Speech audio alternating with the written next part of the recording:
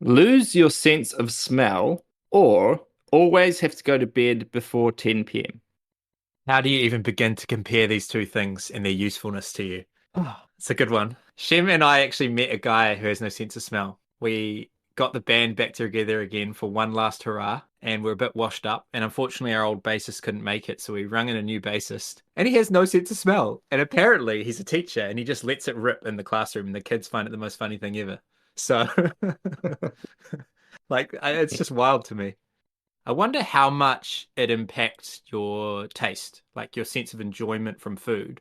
Like if you never knew smelling, like if you never experienced smelling, then you would have nothing to compare it to. So food would taste full. But like after having known what it was like to smell stuff, maybe then eating things would be way less pleasurable, right? There are obviously some benefits to having no sense of smell as well.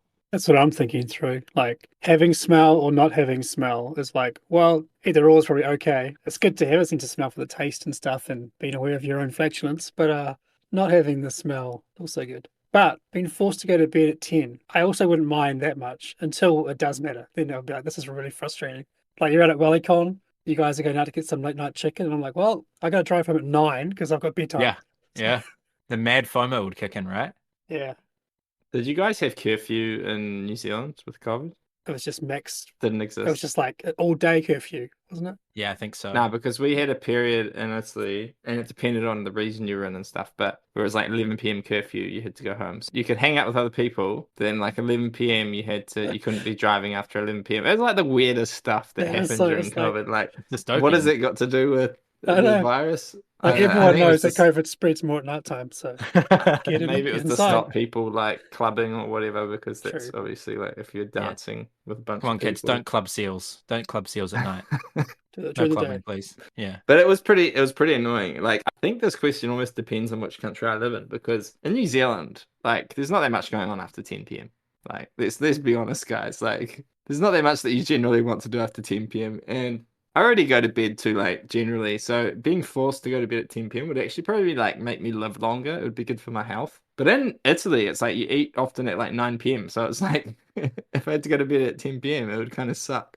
I don't buy that for a minute from you, bro. I don't buy that at all. We play video games online and he jumps on at 9:30 being like, "Oh, come on in 20 minutes or so." Like, dude, or sometimes we have game nights and this guy arrives at 9 p.m. after getting the kids to bed. I don't buy that at all, man. Reconsider, bro. Come on. Yeah, I know because I'm a late owl. So I think I would struggle. Like my tendency is to stay up beyond 10 p.m. every single day. But what I'm saying is I always hear like if you don't sleep enough, it can cause health problems. So, maybe it'd be a good choice just for my own health. But I would obviously want to stay up beyond 10 p.m. What if the downside? Because, like, yeah, I just want to stay up late. But what if the downside was that if you did stay up late, if you stay up past 10, then, like, that next day is just you are the fartiest person in the room and they stink really, really bad. That's the punishment. I'd still probably do it sometimes. I think Yeah, like just the yeah, hard cutoff is like even more punishing in a way. yeah. Yeah. Yeah, but Stay up late, but then see no one the next day, basically. I'm trying to think of the smells that I would miss the most, right? So I think the things that are kind of almost out the window are candles. I like some candles. I like some nice Mhm. fragrances in the houses, A cup of tea or like herbal teas. I think the flavor is already so weak that if you can't smell them, it's just like a complete waste of time. And maybe that's saving you money, but there's something pleasant about a candle. There's something pleasant about a tea. You feel a bit fancy, feel a bit calmed. But to me, that's not a massive cost. Like a bigger cost is not being able to stay up past 10 p.m. We'd have to change when we do our Kickstarter launches, right? That's always a fun night, staying up, hanging out with people after conventions, game night, even bridge goes late. Like, I don't want to stay up past 10 most nights. And sometimes I get in bad habits where I always am going to bed closer to midnight. But like, I can't be going to bed before 10 for the rest of my life. I'm going to lose my sense of smell, guys. And I also think it's a really interesting conversation point, and it's quite funny. Like, if I had no sense of smell, I'm sure people would want to test it. They'll be like, really? I don't believe you. And then they'll like put something fragrant in front of me. I think that'd just be kind of interesting. It's like a good kind of, I don't know, party trick. You could definitely do some jobs that you can't currently might not enjoy doing. You could go Yeah, work at the sewer, the the dream wastewater job. treatment plant. Who cares, man? I can't Or, smell anything. or this is a throwback from one of our first episodes. Be one of the guys that opens up the airplane doors. Yeah. or someone who lives in Rotorua. That's the other option. Yeah. You got to explain that now. No, I don't. Guys, just Google the smell of Rotorua or Rotorua. We used to call it rotten rua when I was a kid. Just, it's coming. There it comes. We're close. You can smell it. Sulfur. Yeah, I don't know, man. Like, I'm kind of torn, but yeah, at the same time, I'm like, I think I wouldn't know how much I value my sense of smell until it's taken away from me. True. Because it's not really a thing I go like, oh man, I'm so glad I can smell things, Whereas like seeing things, having a sense of touch, hearing, like listening to music, hearing people talk to you, taste, all those senses, it's like, oh, I'm so grateful that I have them. 100%. Smell, it's like, I don't know, maybe I'd really miss it if I suddenly didn't have it, but it definitely feels like the most expendable sense. Until you die by like a gas leak or something, eh? Yeah, I wish I had my sense of smell. And you'd really need people to tell you, hey, bro, you need to have a shower right now. Like, Yeah. that kind of thing. Exactly. That's what I'd worry about is like if I smell and I don't know that I smell. Like that's kind of socially awkward, right? Yeah. So, but I guess sometimes that might happen anyway because you're used to your own smell. So I don't know how much like you're probably only going to notice that you smell when you smell really bad, if you get what I'm saying, because you have a certain tolerance for bad smells. Like when you're in Rotorua for like an hour, you've already like you can't really smell it that much anymore because you just get used to it. Yeah. So anyway, I think you're right, Sam. I think I can't take the 10 p.m. one because it's just not who I am. And Sam was talking about bad habits about going to bed at midnight. That's like my usual habit, and my bad habits when I'm going to bed at like 1 or 1:30 because then I have kids as well. So then generally I don't sleep very much. So yeah, no smell. We're all in agreement. Welcome to the Lens and Veil podcast. Join Shem, Sam, and Zach as they dive into a designer-focused analysis of Eternal Decks by Hiroken.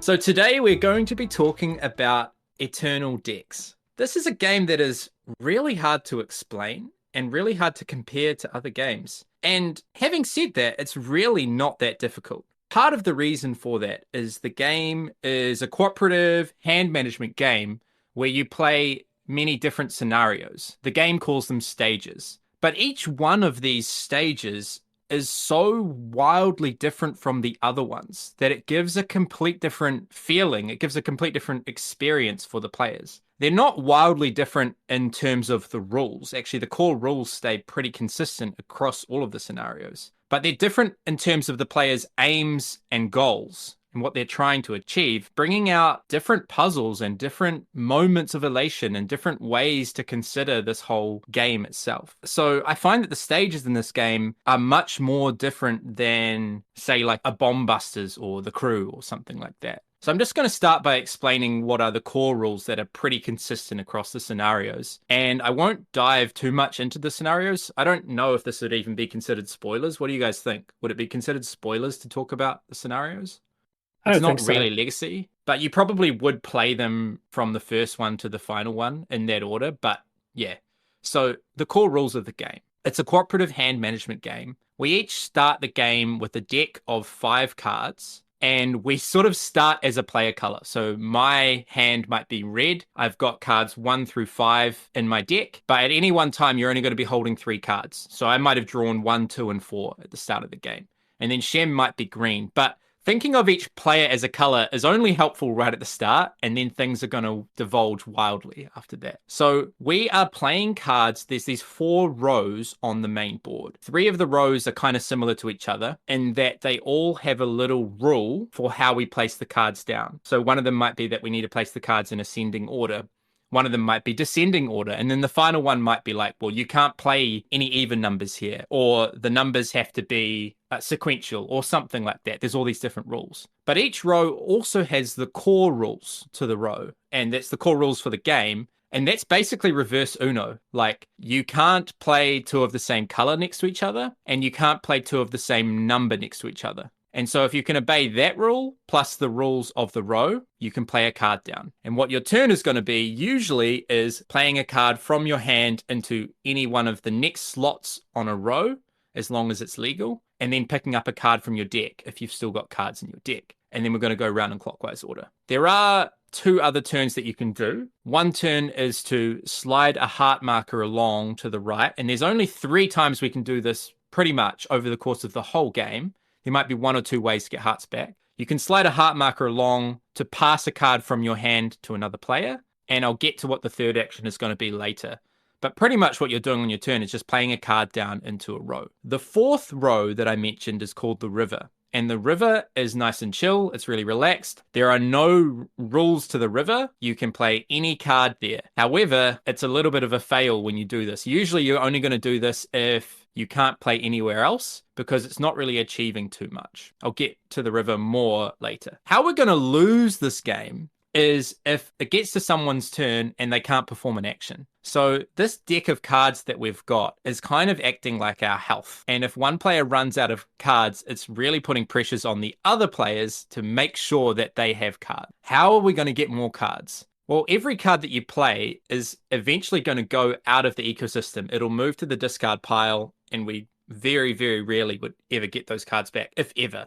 And it's gone for good. But when we clear one of these top 3 rows, not the river, when we clear one of these top 3 rows, at the start of the game, there are 3 Eternals. These are kind of like bosses that are stacked at the end of the rows. And each of these Eternals has like a rule card, and then it's got a deck of 8 specific cards underneath that. And the rule card is really nifty. It has a little snapshot of what all of those 8 cards are underneath them. But these cards, they're similar to the cards we start the game with. They're numbered cards and colored cards. So there might be a red 7, there might be a yellow 6, and things like that. But they're very specific to that Eternal. So when a player finishes off a row, they awaken the Eternal, and then they get to add all of the cards from their deck to the bottom of that player's deck, and they essentially have more life now. But the cool thing is, when they awaken the Eternal, everyone knows that that player has those cards in their deck. It's got a unique back, it's got a little icon on it. And so when you're looking at someone's hand, you can see the icon of the Eternal that they've got in their hand. So you've got a little bit of deduction about what cards they possibly have available to them. This is a way, also Awakening the Eternals is a way to get higher numbers than 5s into the game, because we only start with 1 to 5. It's a way to get new colors into the game. There are no purple players, and so this is a way to get purple cards. And also, at player counts less than 4, it's a way to get colors of the player that isn't in the game. So maybe we don't have yellow. It's a way to get yellow cards into play. But the other devious thing that this Eternal does is that it creates a new rule that we all must obey. This is a bad thing. And so one of these Eternals might say, right, we can no longer play 1s into any of these 3 rows. So 1s are pretty much only good for playing into the river now. So there's this really interesting kind of moment when you are able to awaken an Eternal about which of these Eternals do I want to awaken? Because you're thinking about the cards that you need to finish off other rows, but you're also thinking about the cards that you have and that other players have because of the rule that's going to come into play. So if I know that Shem and Zach have lots of 4s, I don't want to awaken this Eternal, which is going to say we can no longer play 4s. But I might really want a card that's in that deck. So it's a tough decision there when you awaken an Eternal. The cool thing is, once you awaken an Eternal, then all those cards that were played into the row are cleared. And now there's one extra slot where the Eternal was required to fill that row again. So to awaken the next Eternal in that row is going to require more cards. And so if we were playing that ascending numbers game, now all of a sudden there's a lot more strain to get the exact next number in the sequence as we have cleared more and more Eternals from that row. And how do you win the game? Well, winning the game is going to be very, very specific to the scenario or the stage that you're in. It might be about clearing a certain number of Eternals. It might be about silencing them, which I'll get to. There's all sorts of really fun and interesting mini games with the stages, and maybe that will come out in our conversation. So I think the last thing that I want to go over before handing it over to you guys and your thoughts is how to silence these Eternals. So this is the third possible thing that you could do on your turn, and that is silencing the Eternal. So maybe this effect of we can no longer play 4s or we can no longer play blue cards is really hurting us. And there are some combinations on the board that you can play directly from your hand into the river. So it might be like 2 of the same value, or it might be like 3 cards of the same color. And you play those directly into the river, and then you get to take a little crystal and silence the Eternal. And sometimes cool stuff comes from silencing 3 Eternals in a row, or there's all sorts of things like that. You can get other bonuses after having silenced them. So these cards go into the river, just like if you were playing a card into the river. And the thing with the river is once there's 5 or more cards in the river will get cleared, and the player that finished it off will get to pick up a river rare card, which is essentially a wild. These are really, really important to solving some stages. You absolutely need them. But there's only 3 river rare cards on top of that river rare deck. Once you run out of them, you lose the game. So that's the other way you lose the game. It's kind of like the timer, because if players don't have anywhere to play, either they're going to run out of cards and will lose, or they're going to keep playing into the river until eventually that gets cleared. If it gets cleared too many times, then we will lose the game that way. So it's a very bizarre, it's a very unique game. You might be confused about everything I've said, and I understand that, but the rules are actually quite simple when you play the game. But I think, and I'm interested in you guys' thoughts, I think part of the thing about the difficulty of this game is there's nothing really to compare it to.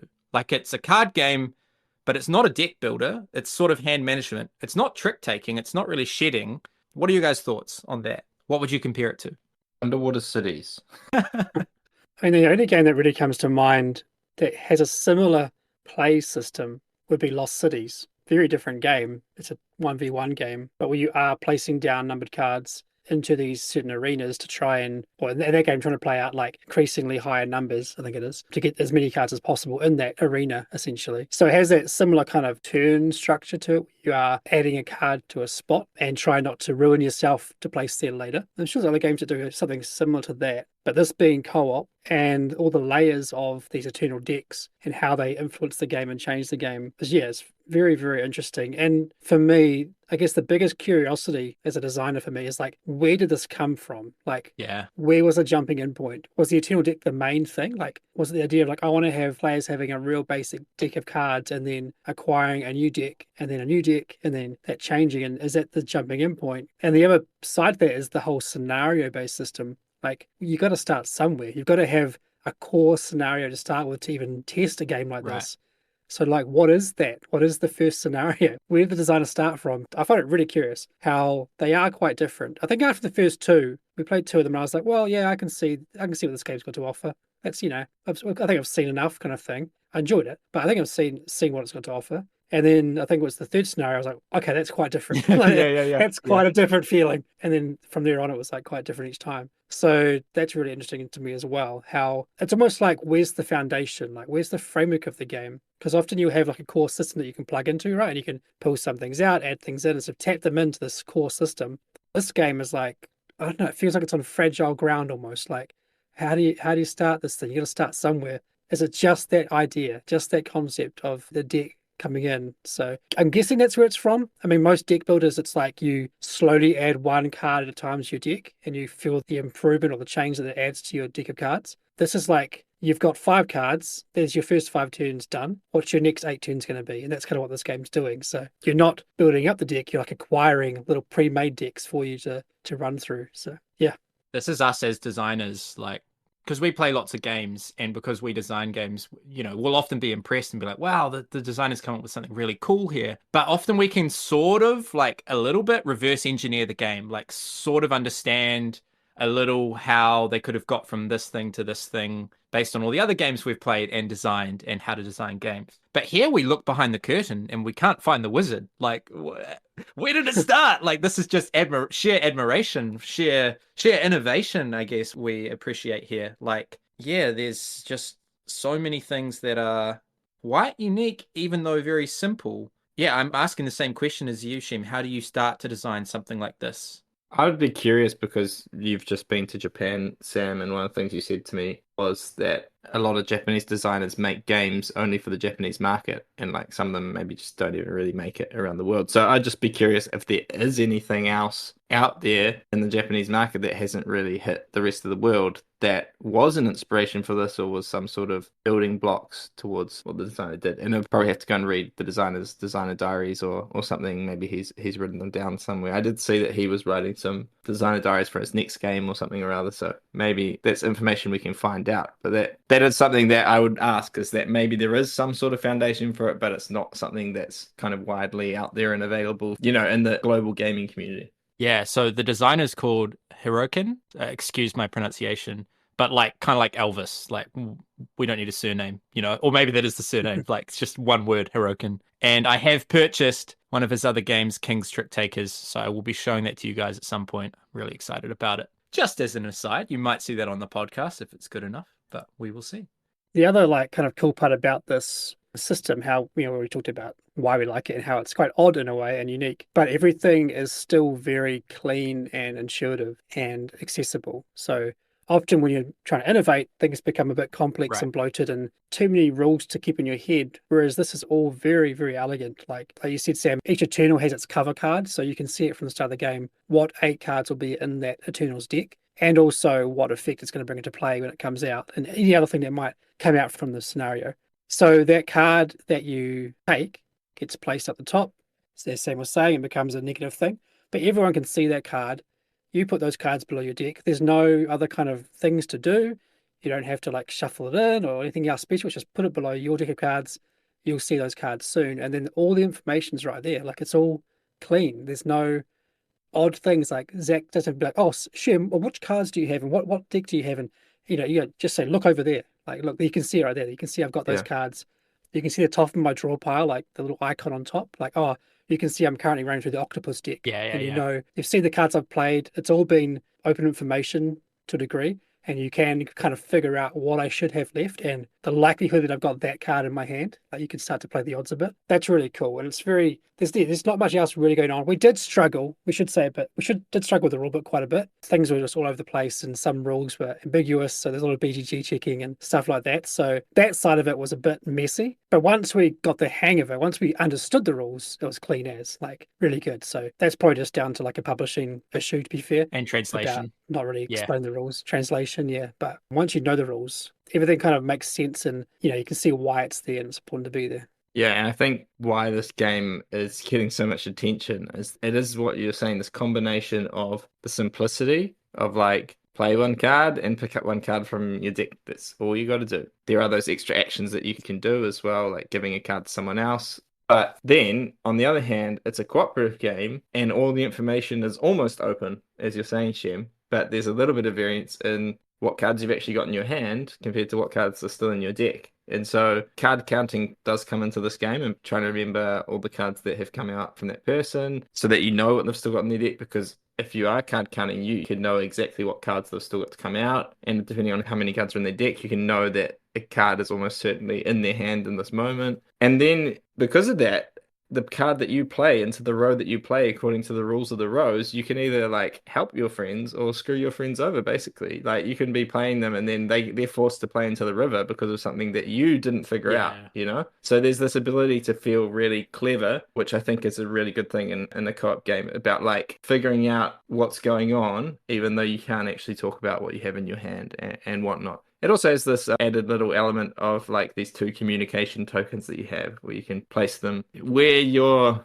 communicating that you're probably going to play or whatever. But obviously, you might place yours out and then someone else places theirs in the same spot. And suddenly it's like, well, actually, who's it most important for that actually plays here or whatever. So yeah, it's that mix of simplicity, making you feel clever in the co-op game. The fact that there's so much open information, but there's enough hidden information to just add that bit of spice to it, I think makes it like a smash hit, really. And that's kind of what it's getting in terms of reception. I think just going back to the question about like what is it similar to, I would probably say it's in a similar space to Regicide. Like it's a very different game, but what you do on your turn, at least at the start of your turn, is similar. Like you have these cards, this is your decision space, you choose which cards to play, or card to play in this case. The difference here is that you choose one card and where to play it. Regicide is like, how many cards can I play? And then it's about defending yourself, which is a bit of a difference in this game, how it is cooperative. There's not really an enemy so much. It's more like the clock is the biggest enemy, but it's more about we're bringing in these disadvantages through getting these new decks of cards,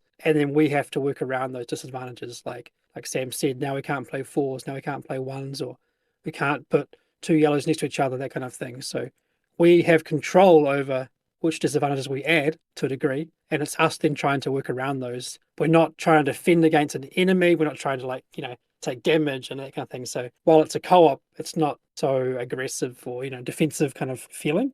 It is very much like a puzzle that we're trying to solve. Yeah. Sudoku style, like that kind of brain burn, trying to analyze and deduce what the best path forward is. Much like Regicide, like it's about like, all right, if I play this now, this happens. If I can survive this turn, maybe these cards are good to keep for next turn. So that's where the similarity is for me. And that those two games, it's like it's the co-op and it's the hand management, but then it's very different after that. But I think this being co-op's also a really cool kind of aspect of the game as well. I think the word puzzle there is a great one. And we often use, the word puzzle or puzzly as like an adjective to describe some of the feelings the game provides you, or maybe some of the mechanisms in a game are quite puzzly, or these mini games can be puzzly. I think we've got to use the noun here. The game itself is a puzzle, like more so than nearly any other game I can think of. It really is a puzzle. Like another question I want to ask, because I don't really know the answer to it. There's kind of two questions. It's like, what is the elevator pitch for this game?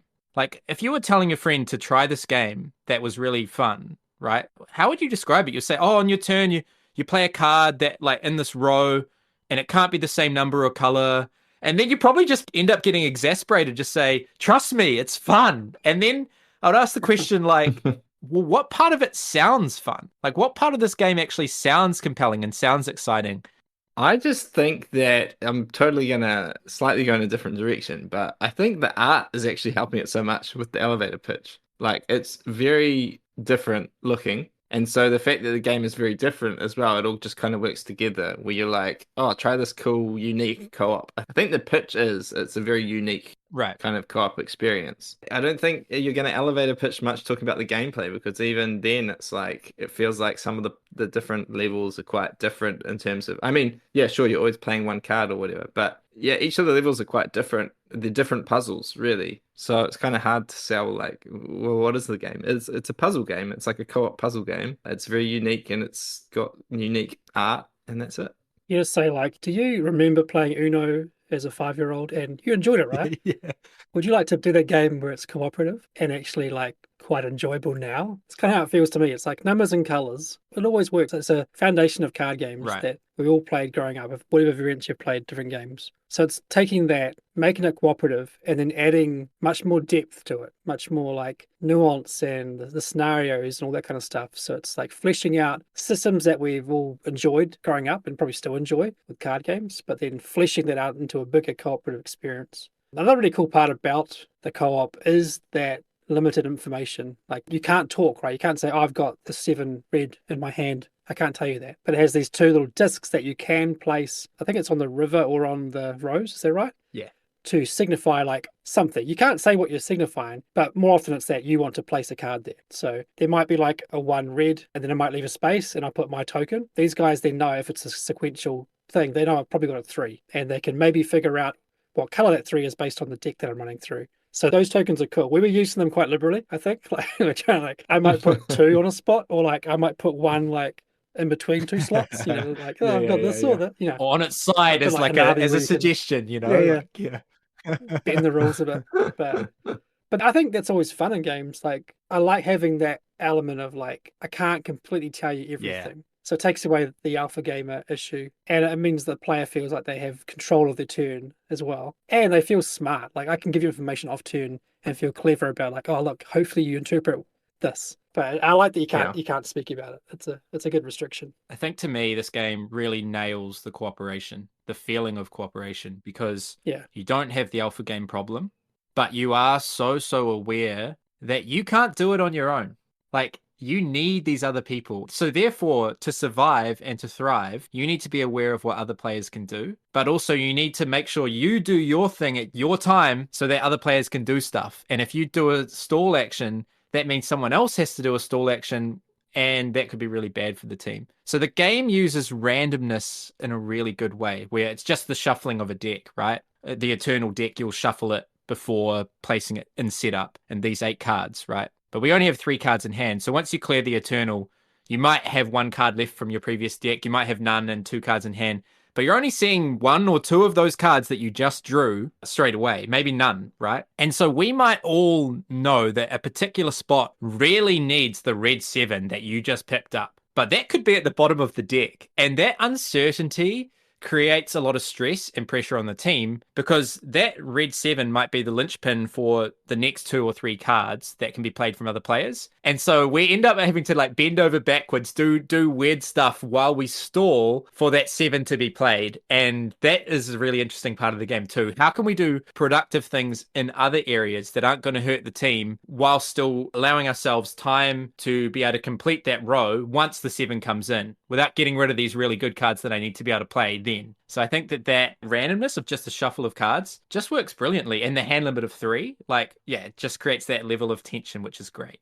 I like what you said there about how you feel like I can't do this by myself. Like I need you guys, and therefore I have to take actions that support you, not just try and do it on my own. That's a really good point, because a lot of co-op games, you do kind of do it on your own to a degree. Like you need your friends around you. But as a comparison with Slay the Spire, I go into that with mentality like I've got all these things I can do on my turn, so much power and so much control. I'll just do my stuff by myself. I'll just fix out, just remove my enemies. Hope you guys are good, but I'm just going to do my thing. And good luck for you guys. Like you can have that attitude in that game. You shouldn't, but you can have the attitude in the game. Yeah. Whereas this game is like very opposite. You have to have the attitude of like, we're here together. We're here to help each other.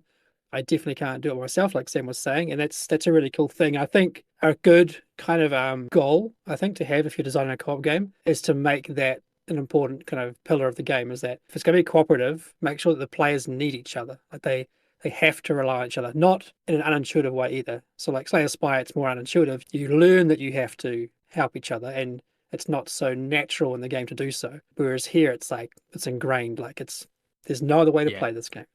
Yeah, I think one thing that I say about like co-ops, especially something that I really like about co-ops is, and by co-ops, I can even talk about playing team sport here, because it's kind of the same thing. It's like when you feel like you're on the same wavelength as people, it feels really good. And I know there's a game called Wavelength, which is all about it. But so like I played football, I played hockey. When like you're running into the box and the person just puts in that cross without even like really looking at you, they just know that you're going to be there. It's like the best feeling. It's like you're acting as one team. You're not acting as individuals. It's like you know each other so well that there doesn't even need to be thinking process, you know? And I think that's really cool in co-op games. And I think a lot of games try and emulate that. Like, I think The Crew is one of those where it's like when everyone's on the same page, when everyone's, understanding each other, then it's great. And then it's like when you lose is when someone just didn't get it. They didn't get it, right? They just play something stupid because they weren't on the same page as everyone else. And this is a game that definitely has that, where it's just like we need to be all on the same page and getting where other people are going, how they're using their deck. Because the thing is, because there's so many puzzles going on, how I'm thinking to use my numbers in the puzzle might be different to how the other guys are thinking I should use my numbers in the puzzle. So they might be expecting me to play my red 7 up there because we really need a red 7 up there. But I'm like, well, actually, I think we need to cancel that Eternal's power. So I'm going to play this red 7 in my red 2 to have 2 red cards to cancel the Eternal's power. And they're like, you idiot, why didn't you play the red 7 there? Because we've got no other way to get the red 7, So those sorts of things can happen in this game. It's not like there's obvious places to play everything. So you have to kind of figure out what's going on with everyone's decks so that you know what the optimal play is. And it's not that easy to figure out what the optimal play is. So kind of when you do well at the game, you feel like you're all on the same wavelength. You feel like you're all working as a team, as has already been said. And I think like it's not the only thing that can make co-op games good, because there's really great co-op games which don't really do that to the same extent. But it's something I love in co-op games, and it's really present in a strong way here. And so I really enjoyed that about this. I think the flip side of that coin, though, for the wavelength kind of talk, is that it feels really bad to be the weak player. Like, if you feel like you're letting the people down, it's not a good feeling. And I've certainly experienced that in other games. I think my first few plays at Regicide were with the guys from Badges from Mars, and they're all absolute professionals at their own game. They have their own lingo, their own meta, they how to communicate damage and armor. I'm just sitting there going, what the hell are you talking? It's like, I'm like watching a cricket game. I don't know how the rules to cricket go. Like, I have no idea what you're talking about with like hitting for 3, swing for 4, and like they'll just say stuff like that under the table. I'm like, what are you talking about? And you're sitting there looking at your cards going like, I feel really dumb. Like, I don't know what's going on at the table. I don't know what card I should play. And so when it's your turn, you're just kind of looking around like, I guess I'll do this and hope they don't scream in disbelief that you did that thing. with the tunnel decks, I didn't feel that so much, which is a thing, plus to the game where You're a strong player, I think Shem. it's about the information. No, I'm definitely not. Definitely not. When it comes to like these games where you got to deduce information and like try and play the right things, I often misread stuff. So I'm often the dumb player. But Eternal Decks, like the information's not too much, right? Like it's not too overwhelming to figure out what is a good move and what's a bad move. And often you might have, 2 or 3 good moves possible. And then you just have to scan around the room a bit and go, oh yeah, I think I know what you want. And cool, yeah, I won't do that, then I'll do this. And so it may have not been like the greatest move, but it's not like, it's not going to end the whole game for everybody. It's recoverable. In the final stages of the game, for sure, like you can do some really bad plays. But by that point of the game, like 20, 30 minutes in, you've got in the rhythm, like you say in the wavelength kind of thing, you start to pick it up where some games from turn one, if you make a bad move, it's really obvious and it ruins the chances of winning. So I like how this was more manageable. And I guess we've talked about cryptid a bit on and off and how that just ruins my brain. That's the extreme example of like there's too much information for my brain to hold. Whereas Eternal Decks doesn't feel overwhelming for me in that kind of area. Yeah. I think the communication tokens help with that a lot because games like the crew actually has some communication tokens or whatever, which try to help with that a bit as well. But these games like this, if they don't have some sort of way to communicate stuff, like as soon as there's the 3 players that know what they're doing and the one player does something stupid, all those are like, oh, like we could have told you.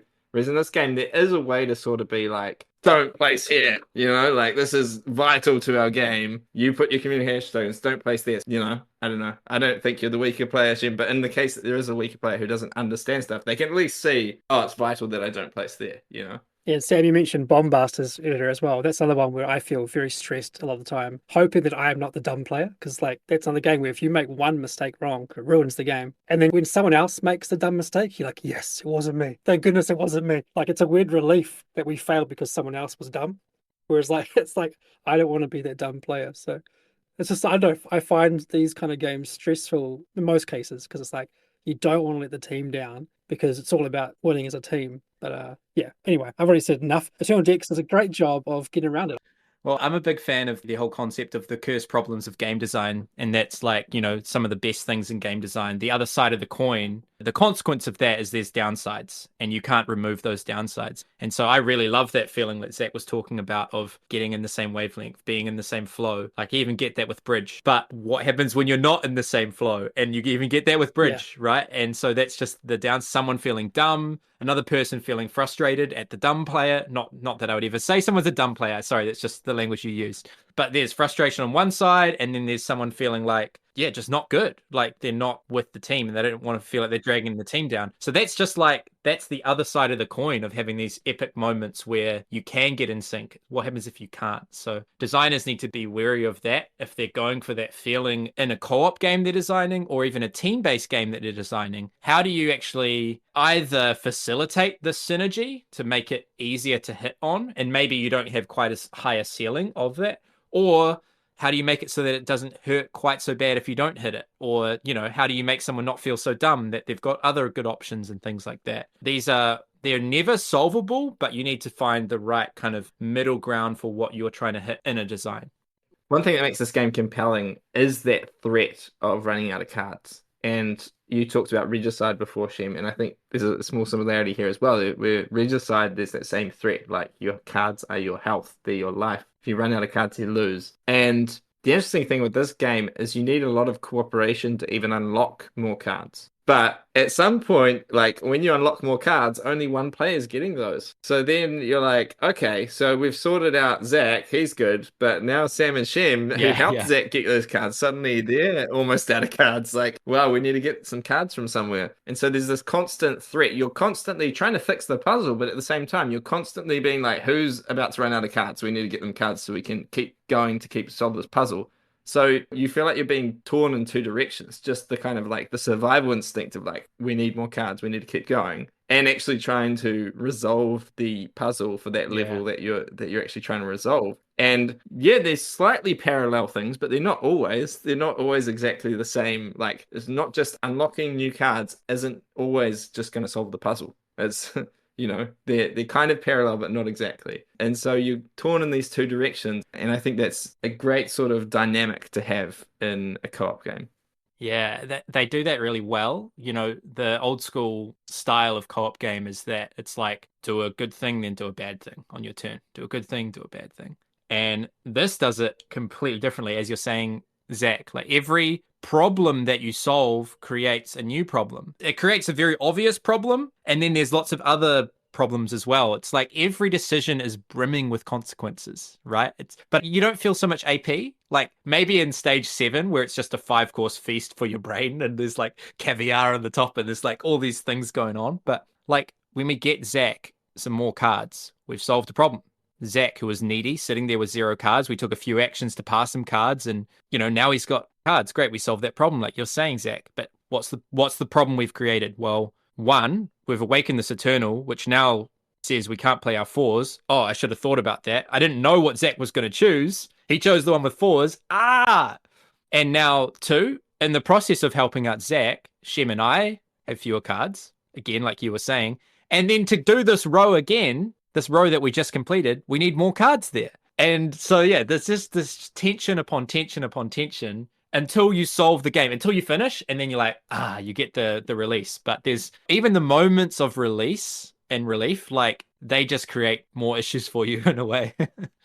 You're getting that the ebb and flow, the balance, the cadence of the game right would have been quite a challenge too, I think. Maybe some of it was just accidental. Sometimes you were designing games and you pick a number for something and it happens to work. Like, that 1 to 5 starting cards just works and you don't change it. But like getting that cadence to work can be a real challenge. And the word I used earlier was about the game feels fragile, like there's no foundation for it. So, and I think the same is true for how the game flows. Like at any point you could just crumble, like your strategy could fall apart and you go, we can't win, oh crap, like if I'd done one turn differently we could have won, and it's over again. I'm just so curious about the development of the game and how the testing went and getting that feeling right and making all the scenarios achievable and challenging, like getting that balance right must have been a great challenge. But I mean, the good thing about it, and where I can see it maybe not as challenging as I first think, is just how simple it is. Like, it's just a card game. Like, there's a few tokens, but there's no big player boards with things going on. You've just got a little reference card and a draw deck in your hand. It's very simple in that way. So, yeah, it's just fascinating, like, as a design experiment.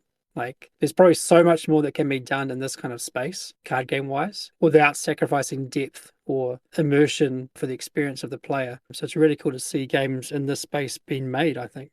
A question that I like to ask is what's driving the replay value of this game? How would you guys answer that?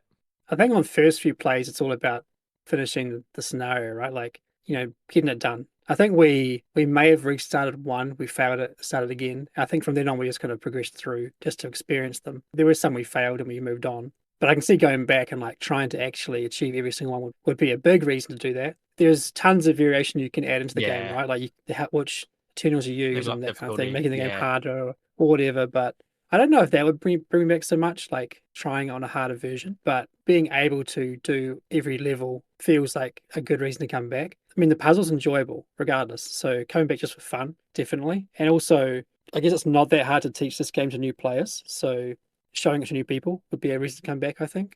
Because once your main group has kind of conquered the game, AB doesn't hit the table anymore, right? Like it's a puzzle that you've solved together. You know you can do it. So maybe you don't want to come back to it, but you could easily show it to new people. I mean, like I used to play Pandemic so much when I first got into the hobby, and me and my friend Matt would just play it like multiple times per week and on the hardest possible difficulty, and we'd probably win like, I don't know, 1 out of 4 or 5 times on the worst possible hardest version of Pandemic. But we'd still play it over and over. It wasn't like, oh, we've done it, we won't play it anymore. Because I think in that game, there's a lot of variation and the puzzle's always shifting and no game's the same. For this one, I don't know if that's so true. There's definitely variation of how the cards come out, which Eternals you choose. So like, there's things that are changing game to game for sure. But I think the main thing that you feel is like the puzzle to beat, like the objectives to tick off. So I do think that maybe once you've done it once or twice, maybe you don't want to come back and play that same one again. I could be wrong. I guess after that, it just comes down to like personal preference and how much you enjoy playing the puzzle. Cool. I have been thinking about this question a bit more recently and kind of wondering why, like, for example, I might really enjoy playing a game that I know on BGA a lot or something like that, but then it's not as easy to get it out. And it's like, oh, right, everything's done for you, right, mechanically, which is actually quite nice, because I know we like moving stuff around the board, but when a game has a lot of complicated, like I need to move this, I need to take that, I need to, it's got so many steps. It is actually like a bit of a mental load. And so the thought of like playing that game can be less appealing. And it's like a game where all you're doing is placing down a card, It's so simple and elegant, placing down a card and drawing another card. And I think that's appealing. And if you think about like how much mechanical load there is in the game for how much the reward is in terms of like how much you enjoy the puzzle, how much you find it fun.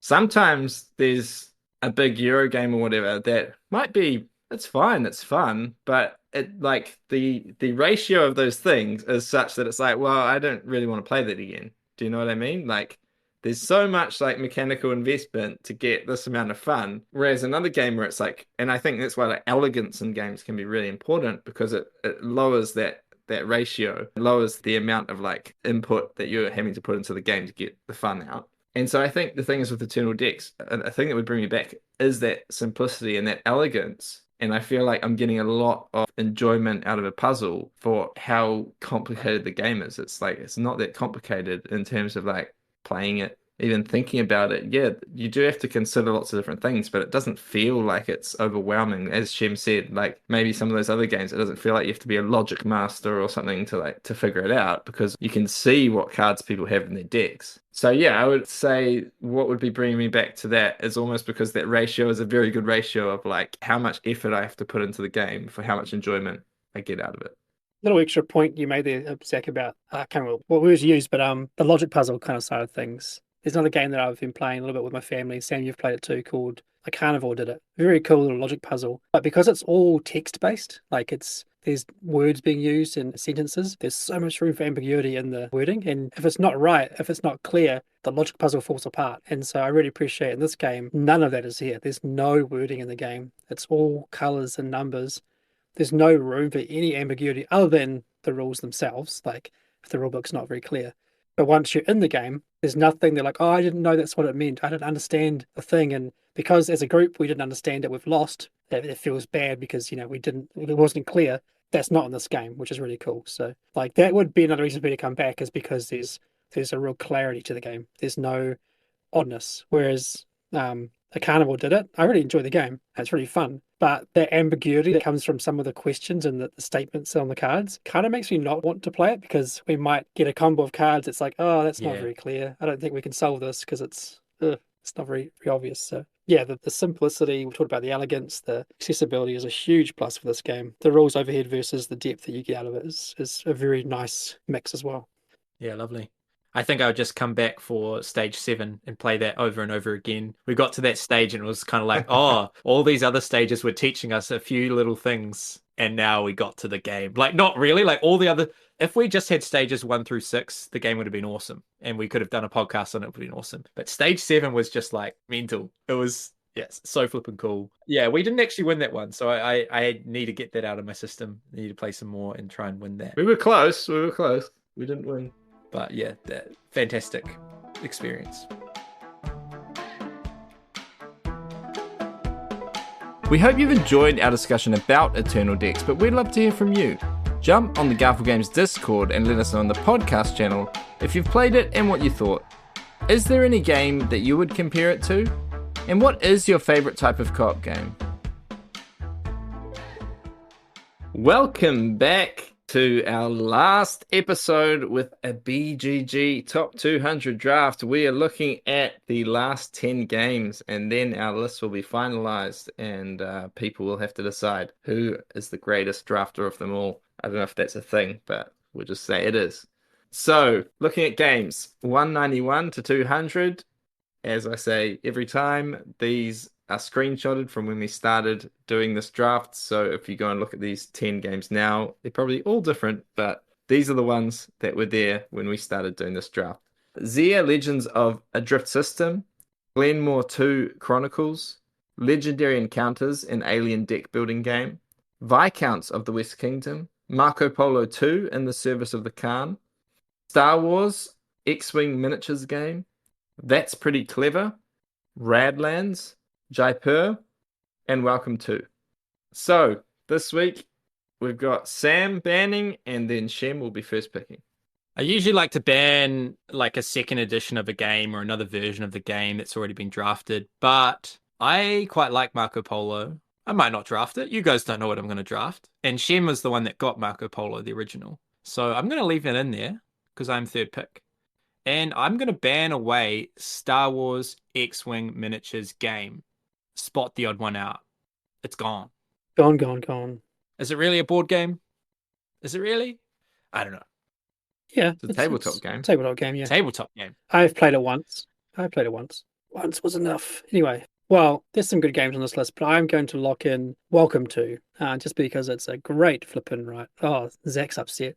I know, Sam, you've got Welcome to the Moon, which is also quite good. I think it's That's called right. Welcome to the Moon. But I still own this one. It's good fun, Welcome to. Very clean, very easy to play, easy to teach. And I don't think I have any pen and paper games on my list yet, just off the top of my head. I might, but it's a good final edition anyway. Well, I'm not that upset because what you left for me is a great game called Viscounts of the West Kingdom. And so I'm just going to lock that in at cha-ching. Viscounts of the West Kingdom is published by Garphill Games, but I didn't design it. I'm not going to feel guilty about picking it and tooting my own horn. And it is fantastic because it kind of takes this deck building thing to a completely different arena where you have a deck of your cards, but you have three of them face up and they're kind of sliding along this 3-card tableau, and the cards are giving you different stuff. Some of them give you stuff when you place them, some of them give you stuff when they drop off the end, some of them give you ongoing stuff while they're in the tableau, and there's all these ways that you can rearrange it so you try and like maximize that. If you've got one of those ones that is constantly giving you stuff while it's face up, you're trying to like shift it back to the beginning again so that every turn as a card drops off, it just stays there. And there's all this really cool stuff going on. Then there's the whole unique castle placing thing, which Sam actually talked about last week, that came from a League of Legends game as an inspiration, where you place your workers, and every time there's 4 of them, three of them, can't remember, one goes up, and the 3 of them, one goes up and 2 go to the sides, and you get little bonuses. So there's all this really cool stuff going on, but I think the coolest thing for me is the deck building because it was really unique. I don't think there might be stuff out there now that's kind of been inspired by it, but I don't think when the game came out there was anything very similar, and it is really cool. I think it's almost better in Ezra and Nehemiah, but didn't have a choice to pick that. But It's not deck building in Ezra and Nehemiah, though. I know it's not deck building, but it uses that similar kind of 3-card slots system. But yeah, Viscounts is a fantastic game. I actually would like to play it more. I haven't played the expansions. It was just kind of when they came out in my life was a point where I didn't get to play as many games. So I haven't tried the expansions. At some point, I'm sure the guys will show them to me. There is also a cooperative way to play the game. just putting some publicity out there for those cooperative modes from the Tome Saga. They're kind of harebrained, but they're playable. It's fun. I gained many grey hairs due to that, I think. Yeah. Maybe we could educate Zach on some of these older games with expansions and stuff that he hasn't tried. Very cool. And look, it looks like I'm just the drafting master because by not banning Marco Polo 2, I get to draft it. And I will say now that it is the better version of Marco Polo. So my list is better than Shem's now. Like, Okay, cool. That surely is what it means, right? So I'm going to take Marco Polo 2 in the service of the Khan. My mate Steve showed me it recently, and I was really impressed. It was a lovely Euro, like what you'd expect from a Euro, but done very, very well and cleanly. So it's a cool dice. I was going to say dice drafting, dice placement game. Yeah, lovely. And that's the end of our 200. Or is it?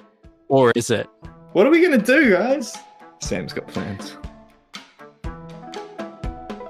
Thanks for listening to the Lens and Veil podcast. This podcast is brought to you by Garphill Games. You can follow Garphill Games on Facebook, Instagram, TikTok, Blue Sky, X, and YouTube by subscribing to our newsletter at garphill.com or by joining the Garphill Discord server.